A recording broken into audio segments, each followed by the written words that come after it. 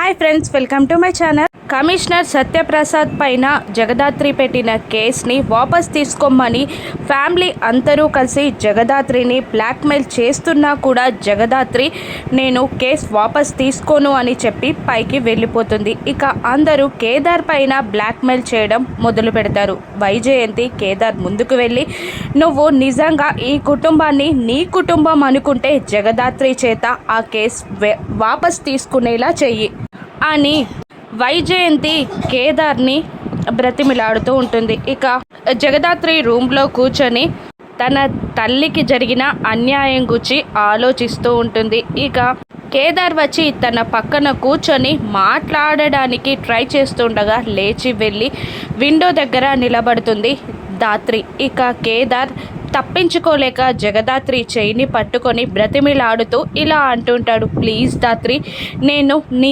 సంతోషాన్ని అడుగుతున్నానని నాకు తెలుసు, ప్లీజ్ కేస్ వాపస్ తీసుకో అని కేదార్ దాత్రిని బ్రతిమిలాడుతూ ఉండగా ఇక జగదాత్రి కేదార్ని అలా చూస్తూ ఉండిపోతుంది. కేదార్కి ఏం సమాధానం చెప్పాలో, తను అలా అడుగుతున్నందుకు ఎంత బాధపడాలో తెలియక కేదార్ని ఒక్క క్షణం అలా చూసి మళ్ళీ తన చేయిని లాక్కొని ఇలా అంటుంటుంది, సారీ కేదార్, నేను ఆ పని మాత్రం చేయలేను, కేసు వాపస్ తీసుకోను అని చెప్పేస్తుంది జగదాత్రి. ఇక ఆ మాటతో కేదార్ షాక్ అవుతాడు.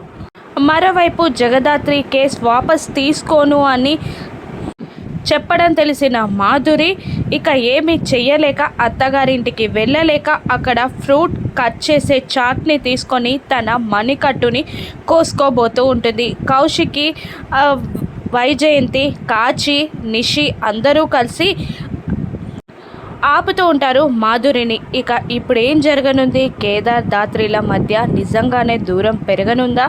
దాత్రిని కేదార్ అర్థం చేసుకుంటాడా? రాను ఎపిసోడ్స్లో చూద్దాం. Thank you for watching.